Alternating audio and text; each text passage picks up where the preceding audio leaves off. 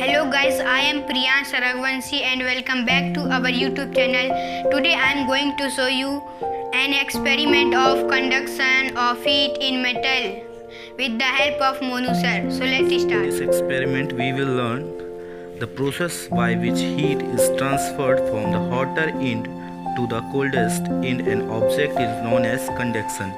जिसका मतलब है कि जब भी हम किसी मेटल को गर्म करते हैं तो वो गर्म से ठंडे की ओर कैसे ट्रांसफ़र होता है इस एक्सपेरिमेंट में हम देखेंगे। तो चलिए आप एक्सपेरिमेंट करके। इस एक्सपेरिमेंट के लिए प्रियांश ने कुछ ऐसा सेटअप लिया है। इसके लिए एक स्केल लिया है मेटल का और एक मोमबत्ती, और मोमबत्ती के कुछ टुकड़ों को एक डिस्टेंस में स्केल के ऊपर रख दिया गया है। जिससे होगा ये, जब ये मोमबत्ती जलेगा तो मोमबत्ती जलने से इस स्केल में हीट जनरेट होगा, जिसकी वजह से हीट आगे ट्रांसफ़र होगा। तो जहाँ तक हीट ट्रांसफ़र होगा ये मोम के टुकड़े वहाँ पिघल जाएंगे। इससे हमें ये पता चलेगा कि मेटल में हीट का कंडक्शन कैसे होता है और ये ट्रांसफ़र कैसे होता है। So let's start.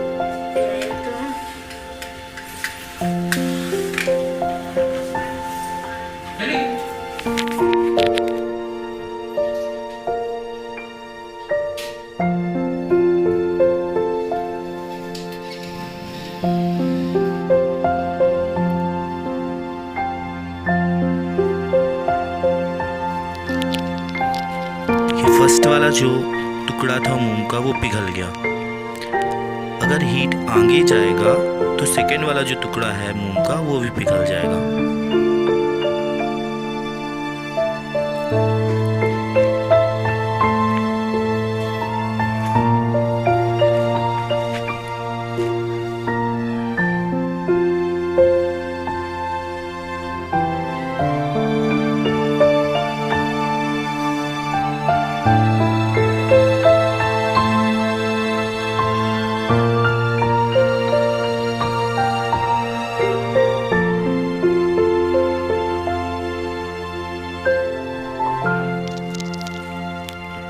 धीरे धीरे जो ये सेकेंड टुकड़ा है मोम का वो भी पिघलने लगा। ये जहाँ पास हमने मोमबत्ती की फ्लेम को लगाई है उससे आगे हीट ट्रांसफ़र हो रहा है। सो प्रियांश, आपने देखा कि फर्स्ट वाला जो टुकड़ा था वो पूरी तरह पिघल गया। अब सेकेंड टुकड़े की तरफ हीट ट्रांसफ़र हो रहा है और वो भी धीरे धीरे पिघल रहा है। Yes sir.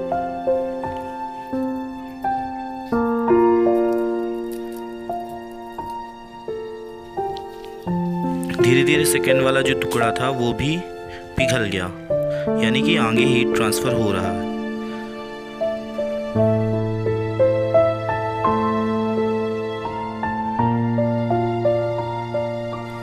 सो प्रियांश, आपने देखा हमने फ्लेम यहाँ पास से स्टार्ट किया था और अब उसकी हीट जो है यहाँ तक ट्रांसफ़र हो चुकी है और इससे आगे हीट नहीं बढ़ रहा है, ना कि इधर ये हीट ट्रांसफ़र हो रहा है। मतलब यहाँ ज़्यादा गर्म होगा और एज़ कम्पेयर यहाँ कम गर्म होगा। हीट यहाँ से यहाँ तक ट्रांसफ़र हुआ है, अब आगे ट्रांसफ़र नहीं हो रहा है। ठीक है।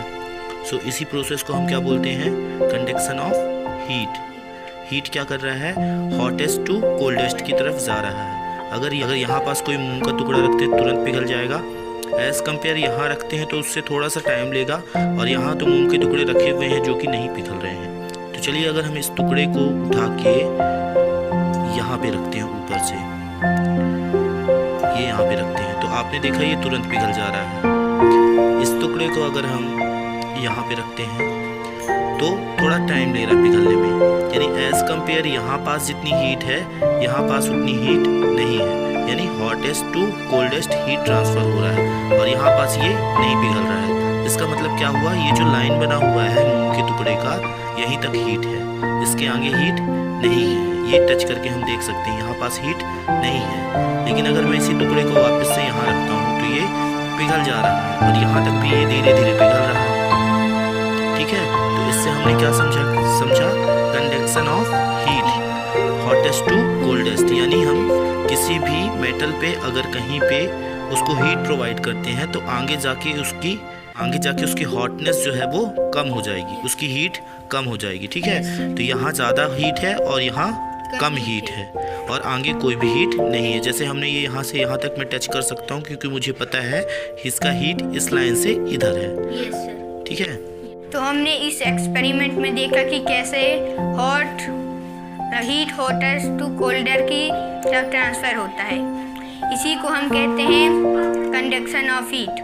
तो आज इस एक्सपेरिमेंट से हमने conduction of heat in metal देखा, जिसमें हमने देखा कि हीट कैसे ट्रांसफ़र होता है। जैसे आप इस फिगर पे भी देख सकते हैं, हमने जस्ट सेम ऐसा ही एक्सपेरिमेंट करके देखा। ये क्लास 7 साइंस का चैप्टर हीट का एक्सपेरिमेंट था, जिससे बच्चे को काफ़ी अच्छी तरह से समझ में आ गया कि कंडक्शन ऑफ हीट क्या होता है।